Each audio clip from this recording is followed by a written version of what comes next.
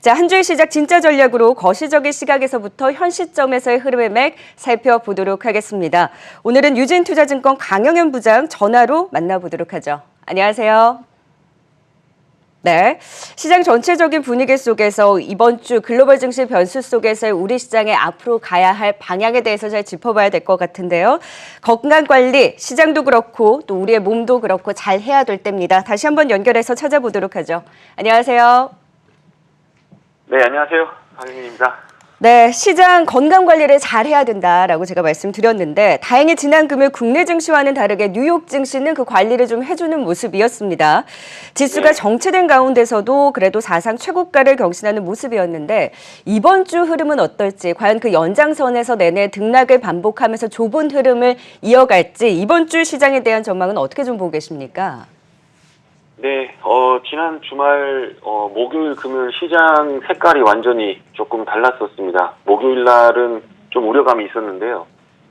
핵심은 그겁니다. 금리가 내린다라고 하는 거. 그 어디까지 받아들일 수 있는 거고, 연준에서 인플레 자체는 그렇게 크게 걱정할 부분이 아니기 때문에, 잠깐 지나가는 과정이니까 무시해도 된다라고 얘기를 했기 때문에 국채가 내려가는 거에 대해서는 뭐 기술적인 부분이나 이런 거를 고려하더라도 이해할 수 있었는데, 그렇게 된다면 당연히 기술주라든가 듀레이션이 긴 주식들이 더 상승하는 모습을 보였어야 되는데, 목요일 날은 금리도 내려가고 나스닥 지수도 빠지는 그런 흐름들, 그러니까 어떤 스텝들이 꼬여가는 그런 과정들이 보였기 때문에 상당히 많이 긴장을 했었는데요. 금요일 날로 들어가면서 다시 금리가 상승을 하고 또 관련된, 그러니까 인플레라든가 경기 회복 모멘텀이라든가 이런 것들을 반영해서 주가가 올라가는 흐름들을 보였기 때문에 어쨌든 시장의 로직 자체는 갑론을박이 있다고 하더라도 정상적으로 작동하고 있다. 우리가 모르는 혹은 우리가 대비할 수 없는 상황에서 시장의 스텝이 꼬이는 부분들은 없을 수 있겠다라는 안심을 하게 됐다라고 말씀을 드릴 수 있을 것 같고요. 지난 시장의 흐름 자체가 이번 주에 강화되는 흐름이 나올 가능성이 있어 보인다라는 거, 주요 어떤 지표들, 물가 지표들이 발표가 될 예정이고 또 관련된 기업들 실적이 발표가 되면서 예상치를 넘어서는 흐름들이 나온다라고 한다면 지난 주말 금요일 날 나왔던 흐름들이 그대로 유지될 가능성이 있어 보인다고 생각이 됩니다.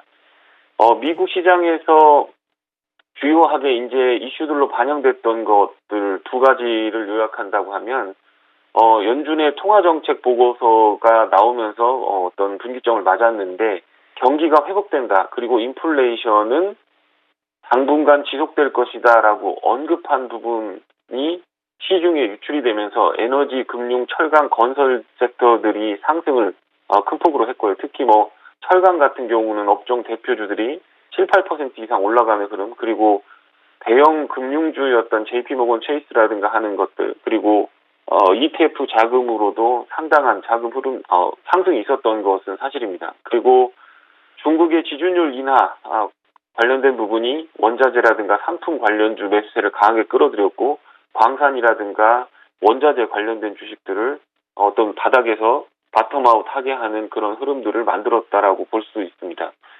어쨌든 호재와 악재들이 같이 섞여 있었지만 나스닥도 제한적인 상승, 그러니까 다우나 S&P보다는 상승폭이 제한적이긴 했지만 조 바이든 대통령이 72개 조항에 대해서 독과점 금지 규제를 하겠다라는 로드맵을 제시했습니다. 이거는 어쨌든 의회를 통과해야만 하는 아주 긴 스토리이기 때문에 단기간에 1, 2년 안에 어떤 빅테크 기업들의 실적을 부러뜨리는 그런 이벤트로 작동하지는 않을 수 있지만, 그동안 하이 멀티플을 받던 빅테크 기업들에 대해서 더 많은 멀티플을 줄 수 있을 것이냐라고 하는 거에 대해서는 생각을 한 번쯤 해보게 되는 어떤 그런 변수가 될 수 있겠다라는 생각이 들고요.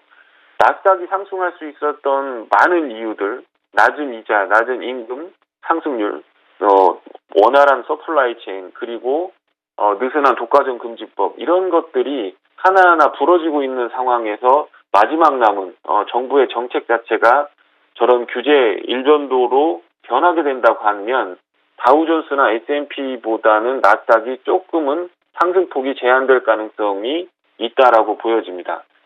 델타 변이 관련된 것은 어쨌든 신규 확진자의 90% 이상이 접종을 하진, 그러니까 백신을 접종하지 않은 사람들한테서 발생을 했다라고 하는 거에 대해서 어떻게 보면 델타 변이가 확산된다라고 하는 두려움을 갖고는 있지만 백신을 충분히 맞아준다라고 하면 신고 확진자에 대해서도 어느 정도 컨트롤이 가능한 것 아닌가라는 생각을 하고요. 그렇기 때문에 이번 주 초반에는 미국 시장의 경우에는 경기 민감주가 추세적으로 상승하는, 아니면 델타 변이에 의해서 혹은 나스닥을 제한을 했던 조 바이든의 독과점 금지 규제라든가 센티멘트를 부러뜨리는 부분을 실적 호전이 어떤 극복을 하면서 나스닥이 추가적으로 상승을 하는지 한번 지켜봐야 될 것 같고요. 그거에 따라서 한국 시장도 많은 영향을 받을 것 같다, 이렇게 말씀을 드리면 될 것 같습니다.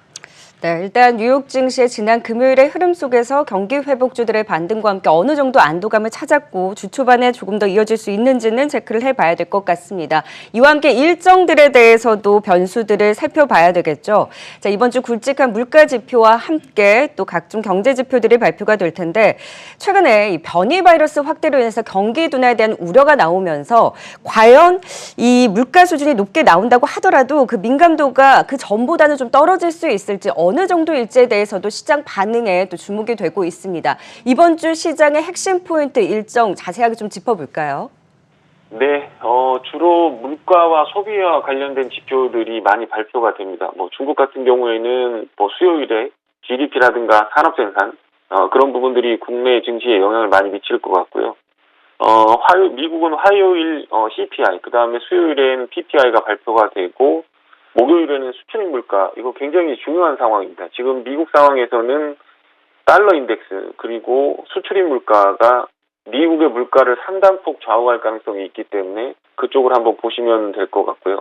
어쨌든 지금 상황에서 물가가 조금 오른다고 하더라도 그게 서프라이즈가 아니라고 한다면 어쨌든 넘어가자, 한 허들을 넘겼다라는 생각을 가지고 지수가 발표된 이후에는 나스닥이라든가 어떤 성장주들의 강세가 나왔던 부분은 확인이 되고 있기 때문에, 중요한 건 지금 기술적으로 국채 수량이 모자란, 그러니까 채권 시장에서 국채 수량이 모자란 가운데 어떤 양적 완화를 통해서 1,200억 불씩 계속 1,200억 달러씩 계속 매수를 해주는 그런 흐름들이 나오고 있기 때문에, 채권 가격이 올라가면서 국채 금리가 떨어지는 그 흐름들이 과연 얼마나 어떤 어떤 변곡점을 줄 것인가라고 하는 거에 대해서 생각을 해봐야 되고, 그게 아마도 이번 주 중반으로 넘어가면서 그런 흐름들이 감지가 될 가능성이 있습니다. 그러니까 결론적으로 얘기하면 금리가 하락했던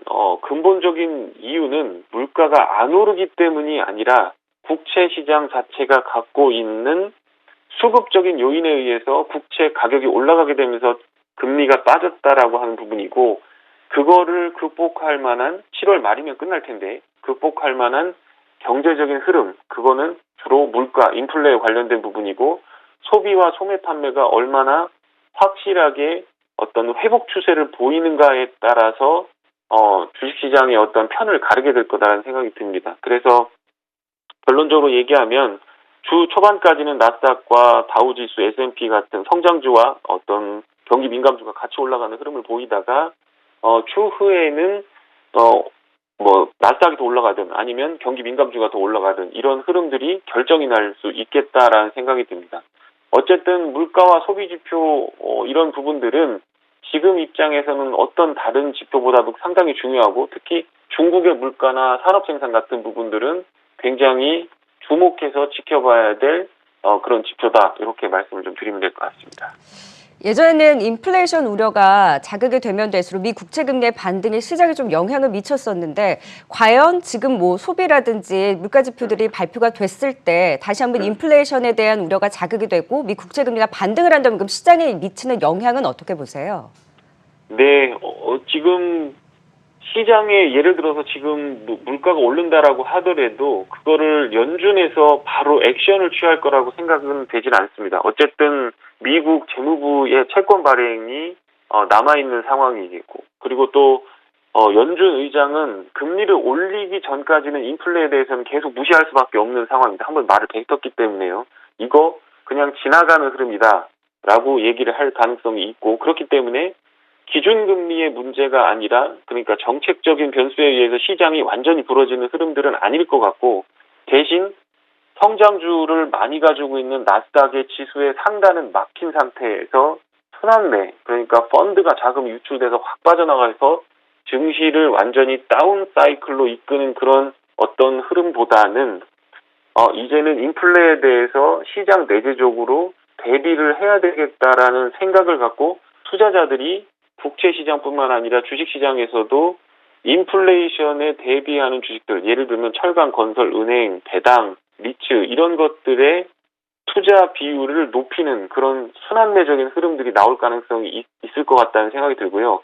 어쨌든 페드는 어떻게 보면 반대로 말하면 죄수의 딜레마에 빠진 것처럼 정직하게 말하는 시점에서 금리를 올리고 나서 이제 금리 올릴 겁니다라고 말할 수밖에 없는 상황이다. 그러니까 올리기 전까지는 계속해서 거짓말로 일관할 가능성이 큰 상황이기 때문에 투자자들께서 판단을 제대로 하셔서 인플레 관련된 주식으로 눈을 돌려보시는 게 어떨까, 이렇게 좀 생각을 해보고 있습니다. 네, 이번 주도 흐름이 좀 강하게 뚫고 올라가는 움직임보다는 일단 좀 제한적인 흐름 속에서 순환매, 특히나 인플레이션 관련한 또 관련주에 대한 흐름을 좀 주의 깊게 지켜보자라는 진단을 주셨습니다. 그렇다면 우리 시장은 어떨까요? 최근에 원달러 환율의 상승, 외국인의 대량 매물, 개인이 강하게 받쳐내주고 있기는 합니다만 좀 힘든 조정을 보였죠. 과연 이번 주 시장 3,200선을 지지를 하면서 힘을 내줄 수 있을지, 조정에서 벗어날 수 있는 계기가 있을까요? 네, 조정폭이 상당히 일정 지수 대역에서 지금 꾸준합니다. 지금 4월부터 시작해서 외국인들은 3,250포인트 이상 넘어가기 시작하면 어쨌든 거기서 적극적인 매수는 감소를 하고 슈팅이 나오는 순간 매도로 일관하는 분위기가 있고, 공매도가 풀린 5월 이후부터는 공매도도 가세가 되면서 시장 흐름이 어떤 부분에서 눌리는, 그래서 옆으로 계속 기는 흐름들이 만들어졌는데요. 외국인이 지난 화요일 이후에 순매수 2천억 정도를 보이다가 결국 금요일까지 1.5조 원 정도의 매도를 하면서 시장 하락을 주도했습니다. 단기적으로 봤을 때 미국 시장이 반등했기 때문에 우리도 같은 반등 흐름을 보일 수 있고, 미국에서 강했던 업종들을 중심으로 같이 상승할 가능성은 있어 보이지만, 추세를 돌파해서 3,300선 이상을 열어갈 때는 외국인들의 이러한 매매 패턴과 공매도, 대차 잔고, 신용 잔고 같은 것들의 영향을 어떤 의미에서 상쇄하는 흐름들이 나와야 되겠다라는 생각이 들고요. 어쨌든 체감 경기로만 봤을 때 우리 지수의 ADR 지표를 좀 본다고 하면 75까지 하락을 한 상황입니다. 이 구간에서는 대체적으로 강한 반등이 나왔다라는 거고, 2020년 이후에 75 정도의 ADR에서는 장이 돌아섰다라고 하는 부분들을 확인해 보시면 될 것 같습니다. 여기 지금 이제 화살표를 그려놨던 부분은 혹시라도 우리가 모르는 변수에 의해서 시장이 밑으로 다운턴이 된다라고 하면 시장은 추가적인 하락을 겪을 수는 있겠지만, 오늘부터 혹은 이번 주부터 겪는 시장은 지수가 많이 상승하지 않는다고 하더라도 상승 종목 수는 자연스럽게 반등 종목 숫자가 늘어나면서 체감하는 부분에 있어서의 어떤 투자자들이 체감하는 부분들은 좋아질 가능성이 있겠다라는 생각이 듭니다. 어쨌든 지금 지수가 슈팅이 나오기 위해서는 자동차, 그 다음에 반도체 같은 부분들이 조정을 보이던 부분들이 다시 윗방향으로 틀어야 되는데, 칭화윤이 부도가 기정사실화되면서 반도체, 그중에서 메모리 비중이 높은 우리나라 반도체 업체들의 센티멘트가 개선이 되는지 그 여부가 시장에서 이번 주에 확인이 될 것 같고요. 어쨌든 저거는 부도 난다 얘기가 이미 돌았기 때문에 기관 투자가나 외국인들 입장에서는 어느 정도 시세를 반영하고 있다라고 생각은 들지만, 어쨌든 단기적으로는 어떤 센티멘트에 영향을 미칠 가능성이 있기 때문에 한번 보시면 될 것 같고, 배터리 쪽에서 스텔란티스 이런 글로벌리하게 한 4위 정도 되는 어떤 자동차 그룹인데, 우리나라 업체 SDI로 발주를 줄 가능성이 있다라는 기사들이 많이 나오고 있습니다. 그러면서 여기서도 또 한 가지 특징적인 건 뭐냐면 SDI라든가 LG화학이라든가 SK이노베이션 같은 셀 업체들의 주가는 생각보다 그렇게 강하지는 않다라고 하는 겁니다. 그런데 정부의 배터리 지원 방안과 맞물려서 저런 수주 내용들이 배터리 부품 소재 업체들에 대한 센티멘트는 상당히 좋게 만들었다라고 하는 부분이고요.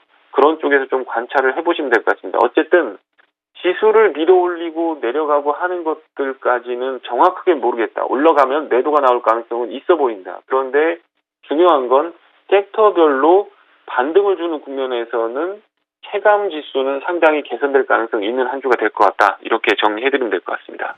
네.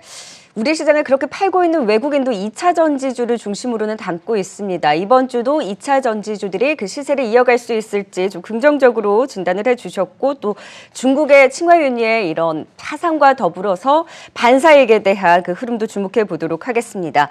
자, 종목으로 조금 더 압축을 해서 전략을 세워보도록 하죠. 지난주에 디오와 유바이오로직스, 셀리드에 대한 관심을 말해주셨는데 바이오주들 한 번씩 튀는 움직임이 지난주에 나왔습니다. 현 시점에서는 좀 어떤 전략으로 가져갈까요? 네, 어쨌든 이 백신 관련 중에서 유바이오로직스나 셀리드 같은 경우에는 고점에서 매물이 좀 나오고 있는 상황인데 이 업체들은 지금 트렌드에 맞는 mRNA 관련된 주식들은 아닙니다. 그렇기 때문에 어쨌든 이걸 선정을 할 때는 한국의 임상, 그러니까 임상 데이터도 많이 없는 상황에서 한국의 임상 관련된 거에서 임상 2상, 3상으로 최단기간에 진입할 수 있는 업체들로 생각을 했기 때문에 이 업체들을 좀 선정을 했고요.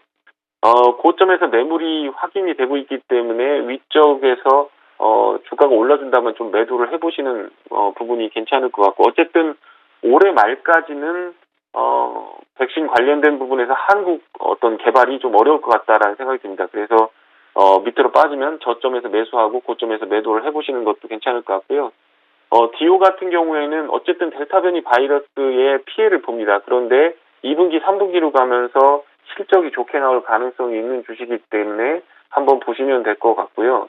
경기 민감주는 제가 지난번에도 말씀을 드렸듯이 하반기에는 꼭 끼우고 가야 될 섹터이기 때문에 그쪽에 한번 초점을 맞추셔서 조정 시 매수를 해보시면서 조금 긴 안목으로 가보시면 될 것 같다. 이렇게 정리해드리면 될 것 같습니다. 네, 그렇다면 이번 주는 어떤 종목 관심 있게 지켜보고 계세요? 네, 이번 주에는 바벨 전략으로 경기 민감주 하고 성장주를 동시에 한번 가져가 보시면 될 것 같고요. 철강이라든가 은행 같은 것들은 어쨌든 간에 박스권 플레이로 하단을 잡은 거다라고 생각이 듭니다. 그런데 지금 메타버스 관련된 주식들, 하이브, 알체라, 자이언트랩 같은 것들은 굉장히 좋을 것 같고요. 하이브 같은 경우는 블록딜 이후에 주가가 잘 회복되고 있기 때문에 이런 종목들은 한번 살펴보시면 될 것 같습니다. 철강주 중에서 미국 열연 가격이 고공행진을 계속 보이고 있기 때문에 포스코라든가 현대제철 같은 업체들이 3분기 성수기에 대비해서 조정 이후에 큰 폭의 매수세가 유입이 되는지 한번 잘 보시면 될 것 같고요. 저는 철강 은행 같은 경우는 단기적으로 바닥을 잡은 것들에 의해서 바텀아웃 전략을 한번 제시해보고 메타버스 관련된 주식들은 팬데믹, 델타 변이 관련된 걸로 수혜를 본다라고 생각을 하시고 긴 안목에서 성장주를 택한다면 그쪽을 한번 보시면 될 것 같다는 생각이 듭니다. 네, 경기 민감주 내에서는 철강주, 성장주 내에서는 또 메타버스 관련한 테마에 주목해보자 이번 주에 대한 관심 업종까지 체크해봤습니다. 진짜전략 지금까지 유진투자증권 강영현 부장이었습니다. 말씀 고맙습니다. 고맙습니다.